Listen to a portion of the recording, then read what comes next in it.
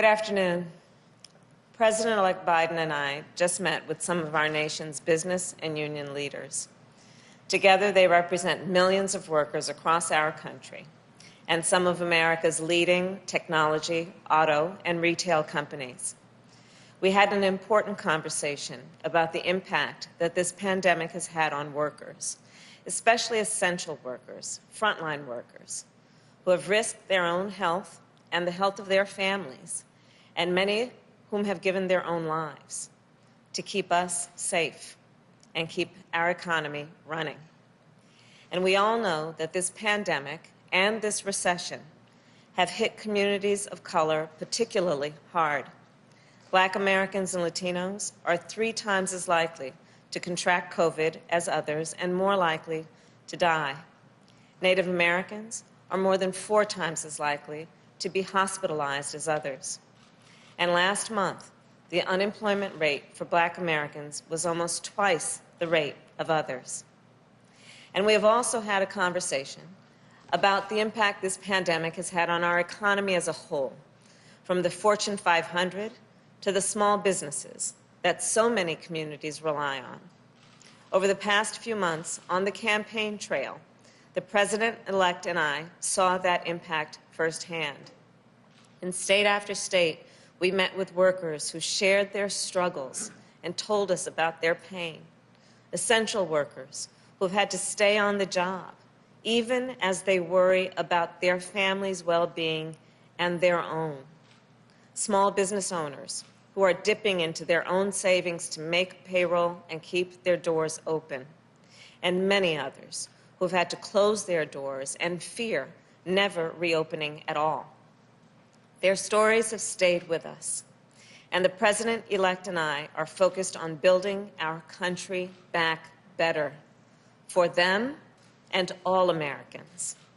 And as I said the night we won this election, now is when the real work begins, the necessary work, the good work of getting this virus under control, saving lives, and beating this pandemic, and opening our economy responsibly while rebuilding it so that it works for working people. And we will do it by protecting the health and safety of our workers and creating millions of good-paying union jobs, from auto and construction jobs to domestic workers and caregiving jobs to service and hospitality jobs. The road ahead, it will not be easy, but the President-elect and I are hitting the ground running because we all know the challenges facing America today are great. The American people deserve no less, and we don't have a moment to waste. And now it is my incredible and great honor to introduce our President-elect, Joe Biden.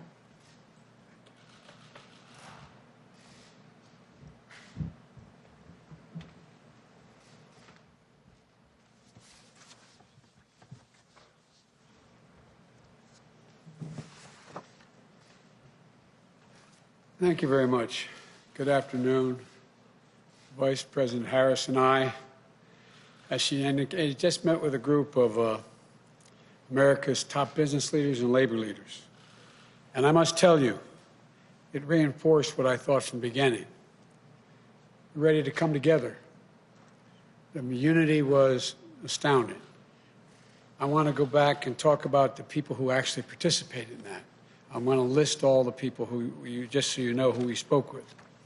Number 1, there was Mary Barra, CEO of General Motors, Brian Cornell, CEO of Target, Mr. Nadell, CEO of Microsoft, Rory Gamble, President of the UAW, Mary Kay Henry, President of SEIU, Mark Perrone, President of the UFCW, Lee Saunders, President of AFSCME, and Sonia Singhal, President of GAP, Richard Trumka, President of the AFL-CIO. It was really encouraging, quite frankly, to get people, business and labor, together, agreeing on the way forward, which I'm convinced the American people will be ready to do when they hear what we have in mind. And I'm very pleased that they all came together around the same table to advance areas of common ground, and we agreed we're going to continue these conversations. They represent very different perspectives, but I'm convinced that we can all come together around the same table to advance areas of common ground, which are really, I wish you could have all heard the conversation. It was really encouraging. And that's what we were ready to discuss today. We all agreed that we want to get the economy back on track. We need our workers to be back on the job by getting the virus under control. We're going into a very dark winter. Things are going to get much tougher before they get easier. And that requires sparing no effort to fight COVID so that we can open our businesses safely, resume our lives, and put this pandemic behind us. It's going to be difficult, but it can be done. And they all agreed. That means rallying the country behind a national strategy with robust public health measures like mandatory masking, widely available testing with rapid results, scaled-up production of life-saving treatments and therapeutics, and safe, equitable, and free distribution of the vaccine. It's great news that Moderna and Pfizer have each come up with vaccines that are in excess of 90% effectiveness. And getting the vaccine and a vaccination, though, are two different things. Everyone on our call today and our Zoom today agreed that the sooner we have access to the administration's distribution plan, the sooner this transition would be smoothly moved forward. And, you know, as we battle COVID, we also make sure the business and workers have the tools, the resources, the national guidance, and health and safety standards to operate safely. And we can do that. We can bring Democrats and Republicans together, work with business and labor to deliver those necessary resources. And for millions of Americans who've lost hours and wages or have lost their jobs, we all agreed on our call that we can deliver immediate relief and it need be done quickly. Affordable health care for millions of people who have lost it or are in danger of losing it. Child care, sick leave, family leave, so workers don't have to choose between work and family. Corporate America agreed on this today, the folks on the call. We need support to support small businesses and entrepreneurs that are the backbone of our communities, but are teetering on the edge. And we all agreed on the urgent need for funding for states and localities to keep frontline workers and essential workers on the job. Vital public services, running law enforcement offices, educators, first responders, like we did in the Recovery Act of 2009, saving literally millions of jobs. There's a reason why the federal government is able to run a deficit, because the states must balance their budgets. And they're in real trouble. You're going to see hundreds of thousands of police officers, firefighters, first responders, mental health clinics. You're going to see them going out of business. Right now, Congress should come together and pass a COVID relief package like the HEROES Act that the House passed 6 months ago. Once we shut down the virus and deliver economic relief to workers and businesses, then we can start to build back better than before. We talked about how we have an opportunity to come out of this stronger, more resilient than we were when we went in. And I wish you could have heard corporate leaders and the major labor leaders singing this from the same hymnal here. Throughout the campaign, I laid out my Build Back Better plan. We laid out our plan. That an independent analysis put out by Moody's, a well-respected Wall Street firm, projected would create 18.6 million jobs. We talked about the need to own the electric vehicle market. We talked about climate a lot, building 550,000 charging stations, creating over 1 million good-paying union jobs here at home. The need for a federal government to invest more in clean energy research. You know, it's based on a simple premise. It's time to reward work, not just wealth in America. We're going to have a fair tax structure that makes sure the wealthiest among us and corporations pay their fair share. Our plan will create millions of good-paying union jobs in manufacturing, building the vehicles, products, technologies that we're going to need for the future to compete with the rest of the world. From autos to our stockpiles, we're going to buy American. No government contract will be given to companies that don't make their products here in America. To secure our position as a global leader in research and development, We're going to invest $300 billion in the most critical, competitive new industries and technologies, creating 3 million good-paying jobs. And the corporate American technology firms like Microsoft on the call, they all agreed. We can make sure our future is made here in America. And that's good for business, and it's good for American workers. We can also modernize our infrastructure, roads, bridges, ports, 1.5 million new affordable housing units, high-speed broadband we talked about, for every American household, which is more important than ever for remote learning, remote working, telemedicine in the 21st century. Building a digital infrastructure to help businesses, healthcare workers, first responders, and students. $100 billion to rebuild our crumbling schools. They talked about the need, the business community talked about the need to invest in HBCUs and community colleges. Retrofitting 4 million new buildings, or old buildings, retrofitting them, making them new. Weatherizing 2 million homes. Building more climate-resilient cities and towns. These investments will specifically target communities of colors so we can break the cycle where in good times they lag, and in bad times they get hit first and the hardest, and in recovery, it's the toughest to bounce back. These are the kinds of investments that are going to strengthen our economy and our competitiveness, create millions of jobs, union jobs. And in doing so, we'll respect the dignity of work and empower the voice of workers. You've heard me say it before. My dad, when he lost his job in Scranton, eventually moved to Wilmington and got a good job. He'd say, Joey, a job's about a lot more than a paycheck. It's about your dignity, respect, your place in the community. It's about being able to look your kid in the eye and say, honey, everything's going to be okay. When we build back better, we'll do so with higher wages, including a $15 minimum wage nationwide, better benefits, stronger collective bargaining rights that you can raise a family on. That's how we build back the middle class better than ever. That's how we make sure workers are treated with the dignity and respect they deserve. I can go on. You can tell I was very encouraged by our conversation. But the point is this. There's so much we can do. The only way we do any of this is if we work together. I know we can do this. For example, on the call, I made it clear to the corporate leaders. I said, I want you to know I'm a union guy. Unions are going to have increased power. They just nodded. They understand. It's not anti-business. It's about economic growth, creating good-paying jobs. 11 years ago, when Barack and I took office during the Great Recession and implemented the Recovery Act that saved us from another Great Depression, we didn't see a map in red and blue states. It was the United States of America. We didn't care whether the city had voted for us or against us. The state voted for us or against us. We worked with everyone, and we recovered and rebuilt together as one nation. We can do this again.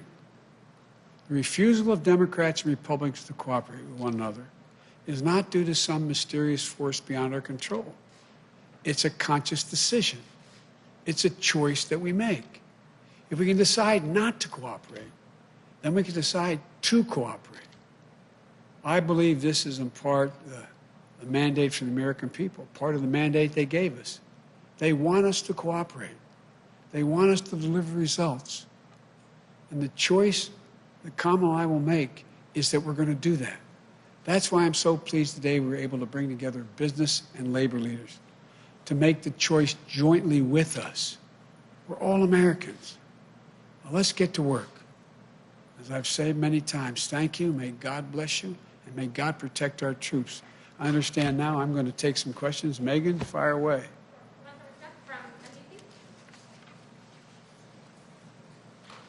Thank you, President-elect Biden, Vice President-elect Look in the wrong Harris. direction, sorry. Good to see you. I want to start with a question about your pandemic planning and then a question about your economic plan.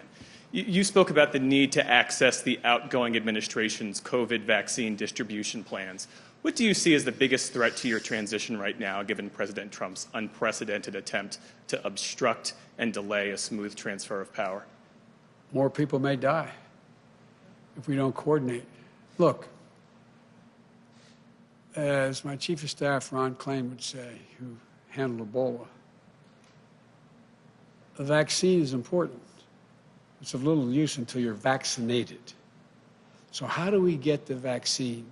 How do we get over 300 million Americans vaccinated? What's the game plan? It's a huge, huge, huge undertaking to get it done, prioritize those greatest in need, and working our way through it, and also cooperate with the World Health Organization and the rest of the world in dealing with this.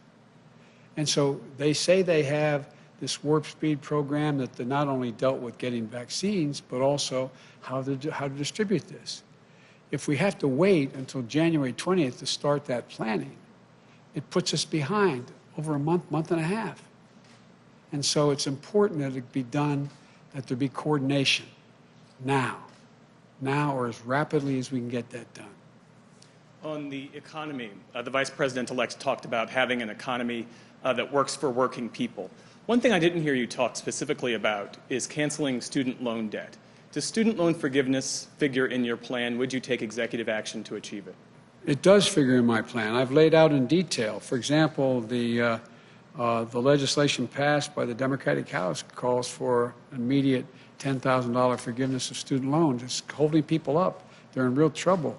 They're having to make choices between paying their student loan and paying their rent, those kinds of decisions. It should be done immediately. In addition to that, as you know, I think that everything from community college straight through to doubling Pell Grants to making sure that we have access, free education for anyone making under $125,000 for 4 years of college. And there is a program that exists now under the law that forgives student loans for being able to engaging in public service. I'm going to institute that fundamental change in that so it's able to be available to everyone that in fact is engaged. It's not being very well managed right now. So I'm going to do all of those things. Thank you.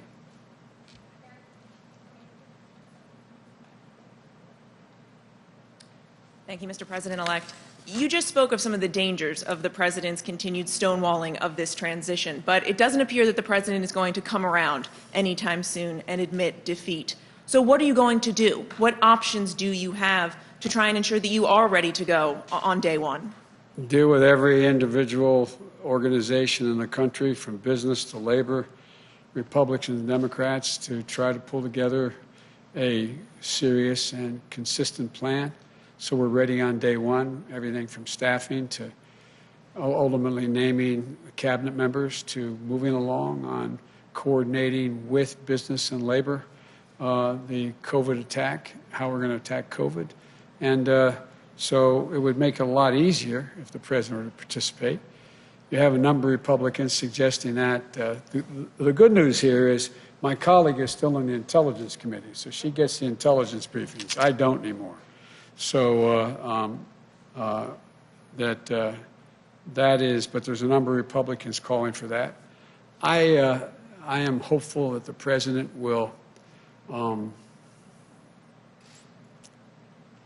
be mildly more enlightened before we get to January 20th. And what is your message to Republicans who are backing up the president's refusal to concede? You clearly need to work with them going forward. My message is I will work with you. I understand a lot of your reluctance because of the way the president operates, but I've been in contact with and will be in contact with more of them as we move along. And if it has to wait until January 20th to get actually become operational, that's a shame, but maybe that's the only way to get it done. Thank you very much, Mayor. Thank you very much, Mr. President-elect. And I want to kind of piggyback off of that. I want to get your thoughts on the president's tweet over the weekend where he first seemed to acknowledge that you won.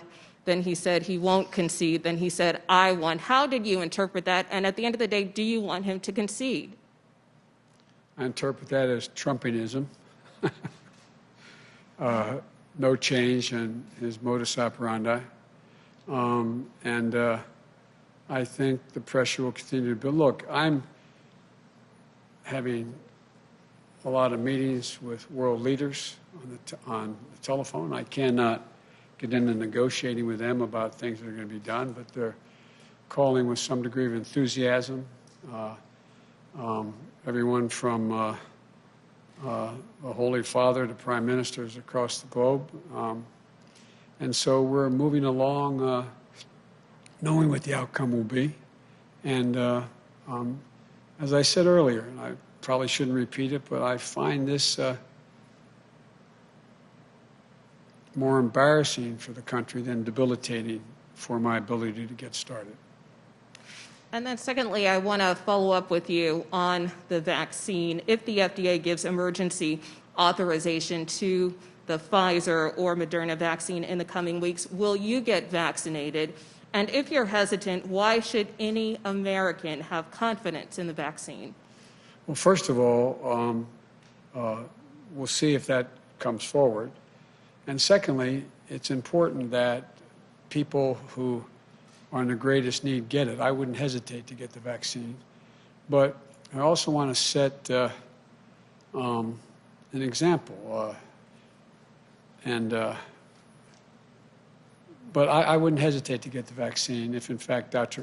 Fauci and these two organizations, whether it's Moderna or Pfizer, who have been extremely responsible, conclude that it is safe and able to be done. Look, the only reason people question the vaccine now is because of Donald Trump. That's the reason why people are questioning the vaccine, because all the things he says and doesn't say, whether is it truthful, is it not truthful, the exaggerations. I think we're on a clear path now. We're on a clear path where the international community and national leaders in the scientific community have focused on these two vaccines. They appear to be ready for prime time, ready to be used. And if that continues along those roads, I would take the vaccine. Thank you.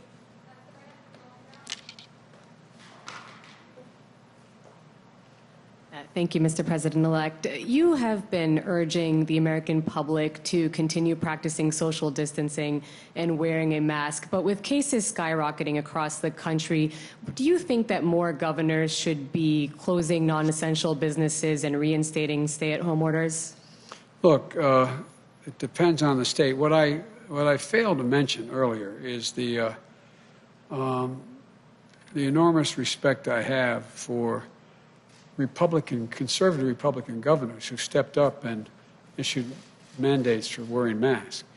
In North Dakota, the idea, one of the leaders in this area has been the Republican governor in Ohio. And in addition to the folks who've already been leading, like the governor of Michigan. The idea that the president's now existing, remaining advisor on COVID is saying that they should resist. What the hell's the matter with these guys? What is the matter with them? Resist. Every major individual of any consequence in the health field is saying we can save 100,000 lives just between now and January 21st by wearing these masks. It's going to take a while for the vaccine to be able to be available, distributed, and get to people. We're talking about 350 to 400,000 people dying? What are they doing? It's totally irresponsible. Irresponsible. And so I compliment the governors who stepped forward, who have been stepping forward, but also the Republican governors who stepped forward. I left out the governor of Utah, very conservative state, governor of North Dakota, and all the Democratic governors have been doing it all along. I just ask a rhetorical question. Do you guys understand this? Does anybody understand why a governor would turn this into a political statement? It's about patriotism. It's about being patriotic. It's about saving lives, for real. This is not hyperbole. It's about being patriotic. And I think you're seeing more and more as this god-awful virus continues to spread almost unabated, that that governors are stepping up. And just following up on that, especially with many states reporting new highs in terms of the daily number of cases and a lot of public health officials sounding the alarm over the holidays, what is your message to people who are considering, for example, getting together with their families and others for Thanksgiving? Would you urge people to reconsider their plans? Well, here's what I'd do. Let me tell you what the health experts have said to me. And it's not because I'm unique and president-elect, it's because of my family. They strongly urge that if, in fact, we're going to have Thanksgiving with anyone, that we limit it to a maximum. They suggest 5 people, maximum 10 people, socially distanced wearing masks, and people who have quarantined. So Jill and I spent this morning, like many of you, trying to figure out what are we going to do for Thanksgiving? How are we going to do it? And we've narrowed down which family members and that they were tested, recently tested within 24 hours. And so I would strongly urge, for the sake, not just your sake, for the sake of your children, your mother, your father, your sisters, your brothers, whoever you get together for Thanksgiving, think about this. There should be no group more than 10 people in one room. Inside the homes. That's what they're telling me. They're telling me they're, making sure that that's the case. And I have the more potent mask behind this one. I took it off when I came out here. I wear it inside this, that to be masked. It saves lives. And so, look, I just want to make sure that we're able to be together next Thanksgiving. Next Christmas. It is an international crisis. It's an international health crisis. And the idea, we're at war with the virus. And it is, we're at war, for real. And all kidding aside, I hope all of you, I've watched you all seem to wear masks all the time when you're, and the group that follows me, that is here, that is assigned to Delaware with me, seem to do that. I strongly urge you to do it. There's nothing macho about not wearing a mask. Thank you.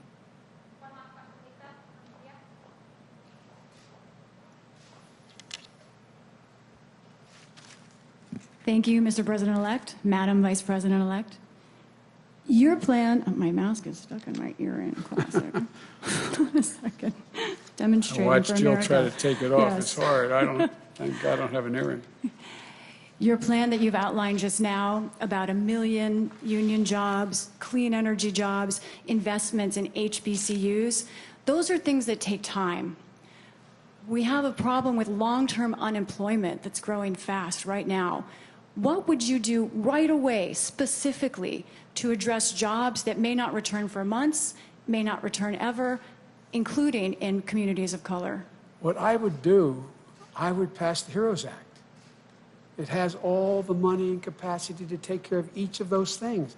Now, not tomorrow, now. And the idea the president is still playing golf and not doing anything about it is beyond my comprehension. You'd at least think he'd want to go off on a positive note. But what is he doing? And there's virtually no discussion. And the Republican, we're told, I don't know if it's true. You may know, Senator, but there's 22 Republicans say they won't vote for anything. Well, there ought to be at least a dozen of them have the courage to stand up and save lives and jobs now.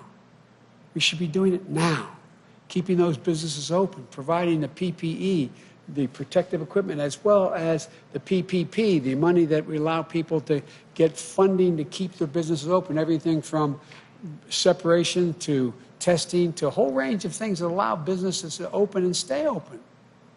That's what the plan was at the beginning. And by the way, if you notice in the very beginning, when they passed the stimulus program, the first 2 pieces, what happened? Businesses were staying open. And then when they weren't open, they were still able to make people able to get paid. But look where they are now. People are running out of unemployment insurance. What are they going to do? 20 million people are on the verge of losing their home because they can't make a mortgage payments. You have a larger number being kicked out and will be kicked out in the street. because they can't pay their rent. And by the way, it's not just the renter, it's the outfit that owns the building. A lot of them aren't multimillionaires. They're running small operations. How can they do it? This is about keeping Americans afloat. Get them through this pandemic. Get them through where their businesses are able to come back. The money's there. The money is there. And also on the economic front, as we fight the pandemic, world trade continues, and there is great debate over world trade agreements, international trade agreements. It seems that in the last couple of days, 15 countries, Asian, Pacific countries, have signed onto a new trade deal, the RCEP. Should the United States consider joining that trade agreement? I've talked with a number of these world leaders, and I told them, under the law, I'm not able to begin to discuss with them. There's only one president at a time as to who can say what our policy will be. So I'm reluctant to answer that question now, but here's what I can say. We make up 25% of the world's trading capacity, of the economy of the world. We need to be aligned with the other democracies, another 25% or more, so that we can set the rules of the road instead of having China and others dictate outcomes because they are the only game in town. And so, but what I'm insisting on, and what I've been asked by world leaders as to what I would do, without getting into detail, I've said, but I want you to know that there are three things that are going to happen if I'm elected. One, we're going to invest in American workers and make them more competitive. Number two, we're going to make sure that labor is at the table and environmentalists are at the table in any trade deals we make. And I'm not looking for punitive trade. The idea that we are poking our finger in the eyes of our friends and embracing autocrats makes no sense to me. And so, but I'm reluctant to get into more detail at this moment. I promise you I have a pretty thorough plan, and I will be prepared to announce that to you on January 21st. You have indicated changes you want to make in U.S. international policy on other fronts, like the Paris climate. Yes, that's deal. a generic notion of rejoining, but I didn't get into the detail of what we'll do in that agreement. The same thing with rejoining the World Health Organization. But why not here? Because you're asking me about whether I join a specific proposal, the details of which are now only being negotiated among those nations. It would require a negotiation. Thank you. Thank you. Appreciate it.